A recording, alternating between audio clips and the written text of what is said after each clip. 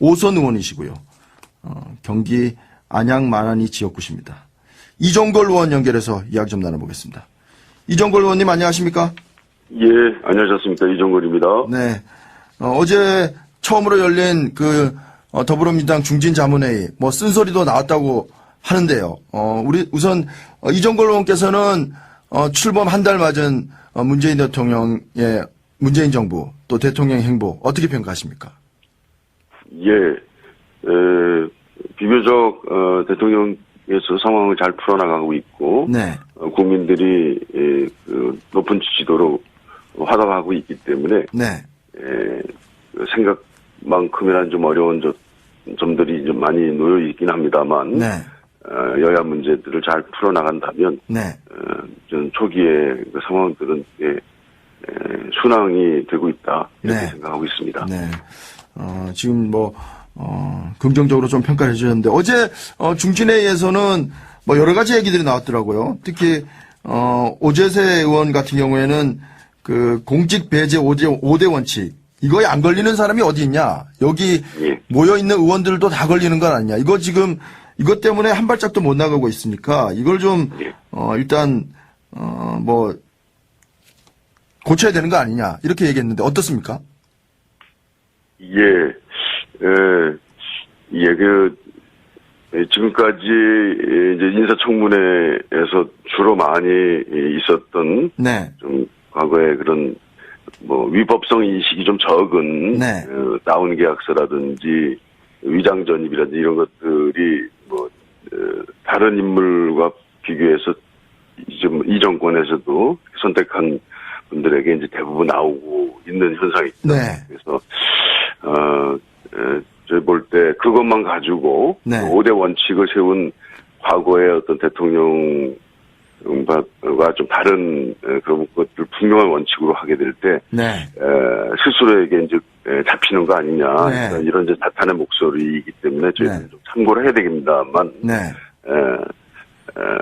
그러나 그것들을 참고해서 네. 이제 종진회의에서는 지금 쓴소리라든지 그 중심보다는 네.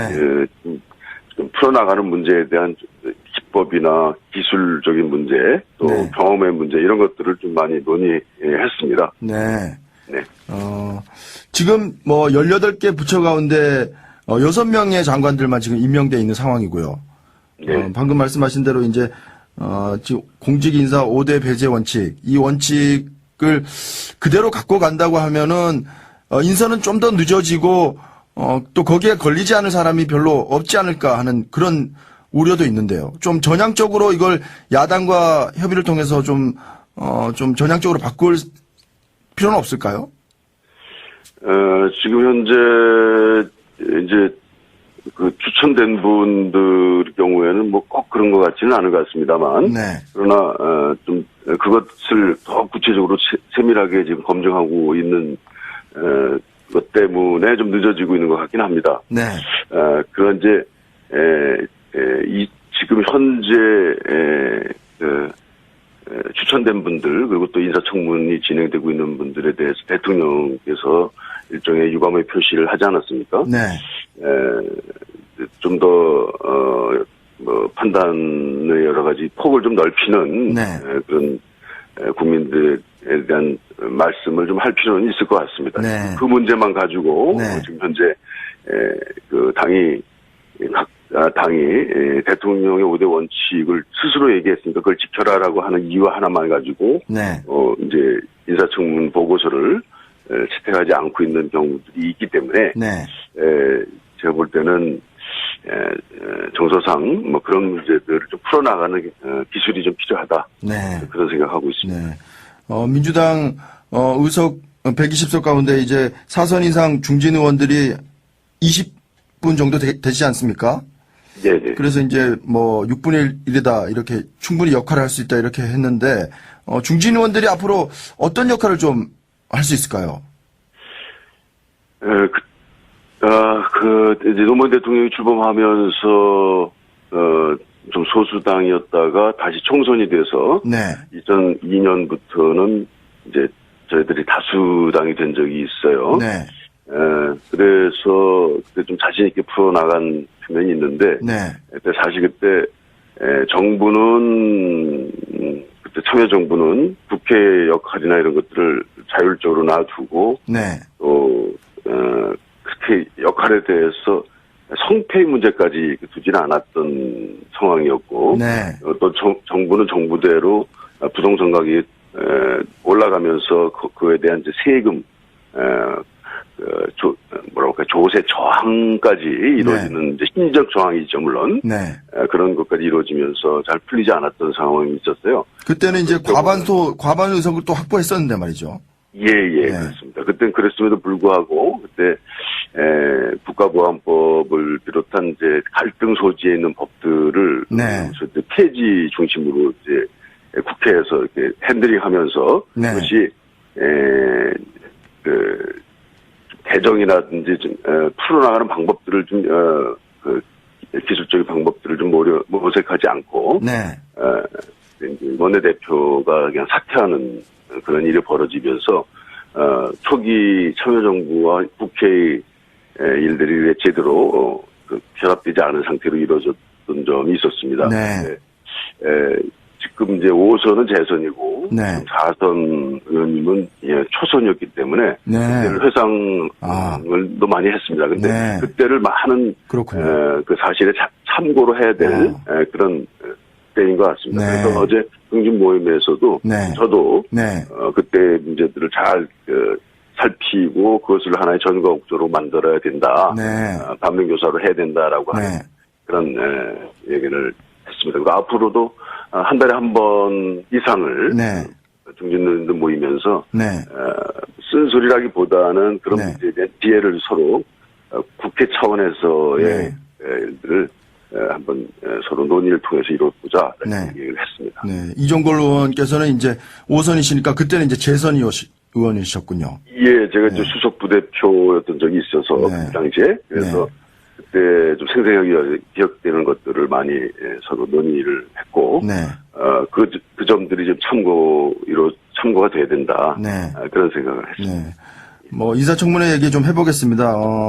지금 김상조 공정거래위원장 후보자 그리고 김동연 후보자 그리고 김희수 헌재소장 뭐 이런 분들은 여러 가지 논란이 있습니다만 야당이 지금 용인해주겠다. 특히 국민의당이 캐스팅 보트를 쥐고 있는데 국민의당 쪽에서 뭐 용인하는 분위기고요. 문제는 이제 강경화 외교부 장관 후보자인데 어떻습니까? 이달 말에 이제 한미 정상회담이 예정돼 있고 그렇습니다.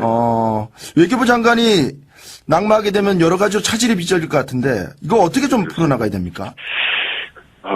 제일 중요한 이제 한미 정상회담, 중국과의 관계도 여러 가지 놓여 있기 때문에 네. 이번 한미 정상회담에 외무부 장관이 기도하면서 외무부 장관과 같이 수행해서 이루어지는 일들이 많기 때문에 이제는 반드시 강경화 후보자가 임명이 될 수 있도록 최선의 노력을 다 해야 되는 상황입니다. 네. 그런데 이제 최선의 노력을 다해야 되는데 지금 야 3당이 모두 반대 의견을 내고 있고요. 그래서 청문 보고서 채택이 쉽지 않을 것 같고 그렇다고 한다면 대통령이 이걸 이제 임명을 강행할 수밖에 없는 상황인데 그렇다고 하면 또 그 뒤에 이제 협치 문제가 또 걸려 있고요. 네, 그렇습니다. 네. 그래서 이걸 어떻게 좀 풀어나가야 됩니까? 타겟책이 좀 있을까요? 대통령이 그냥 강제로 임명해야 된다고 보십니까? 지금까지는 뭐 대부분 이제 장관 청문회의 경우에는 국민들의 알 권리를 보장하는 그 자료 제공이었고, 네. 임명을 할 수 있게 돼 있습니다. 네. 그래서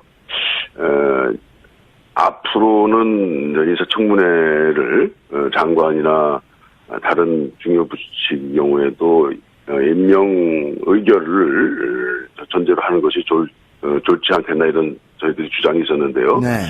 그런 것들을 좀 논의하면서 네. 이번에는 강경화 후보자에 대한 좀 임명이 네. 이루어질 수 있도록 국민의당과 논의 틀을 네. 논의 테이블을 네.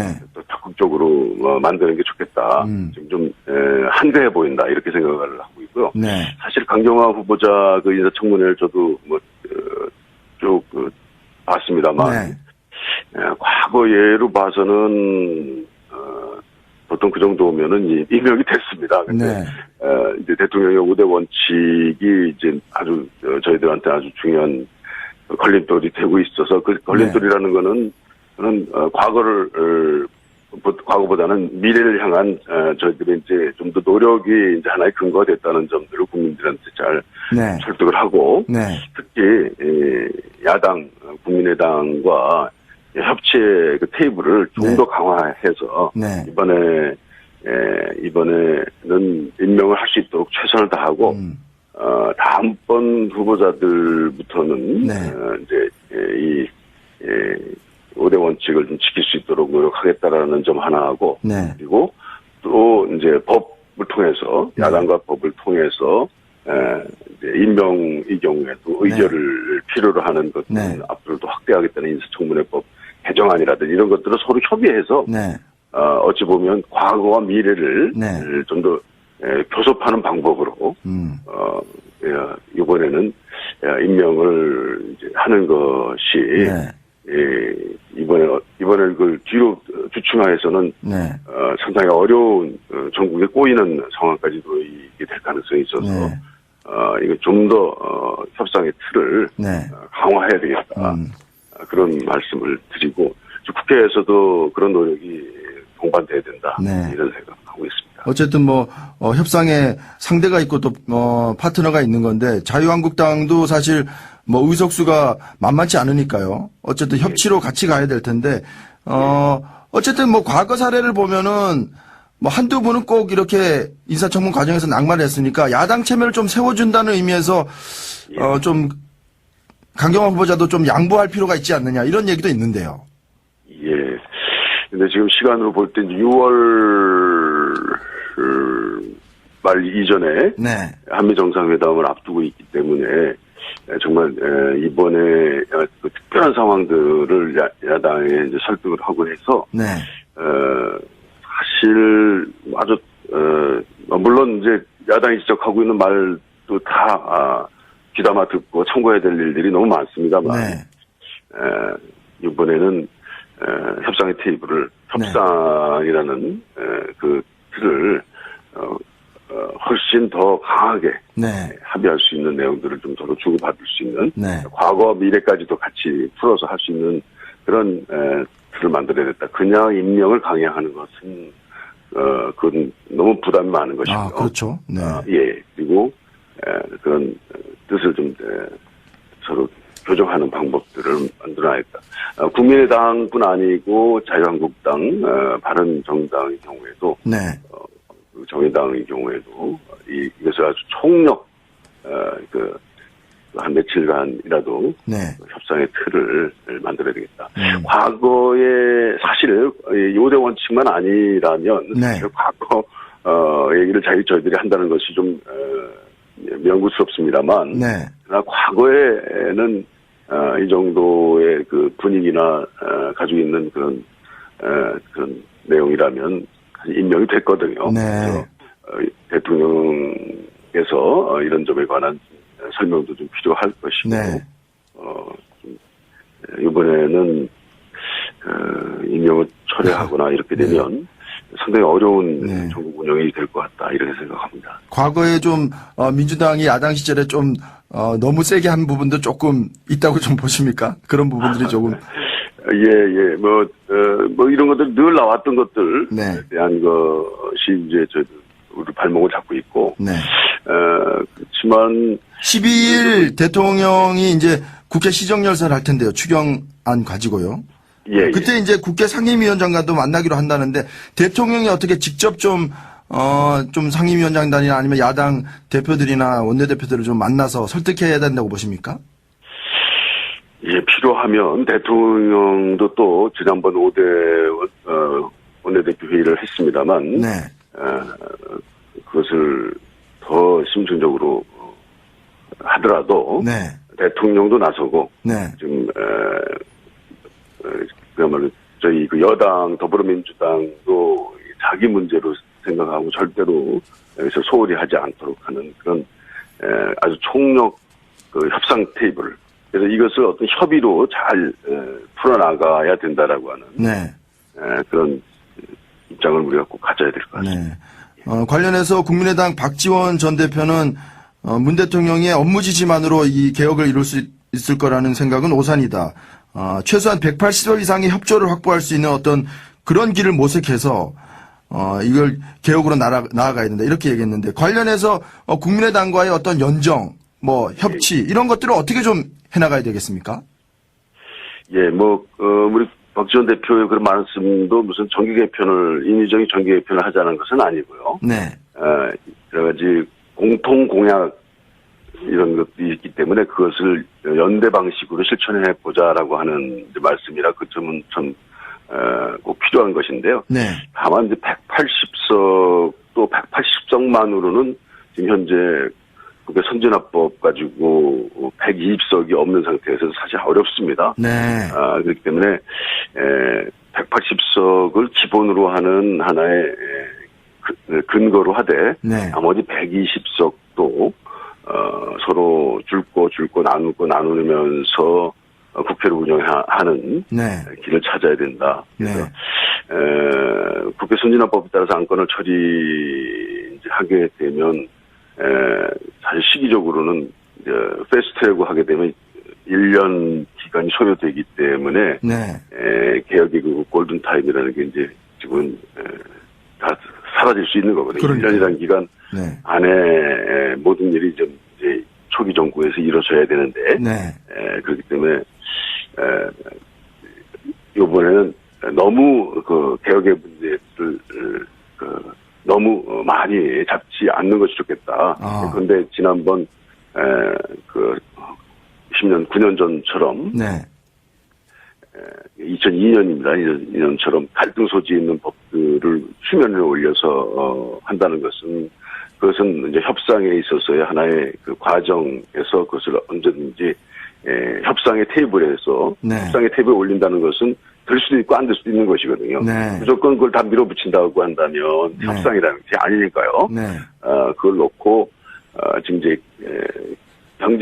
경제 개혁, 일자리 문제, 네. 그다음에 우리 그 소득 주도 성장의 개혁 문제 이런 것들은 그건 야당도 반대할 수 없는 것이니까. 네.